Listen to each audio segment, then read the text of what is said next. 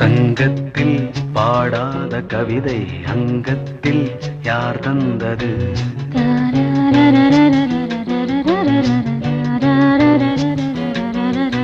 சந்தத்தில் மாறாத நடையோடு என் முன்னே யார் வந்தது?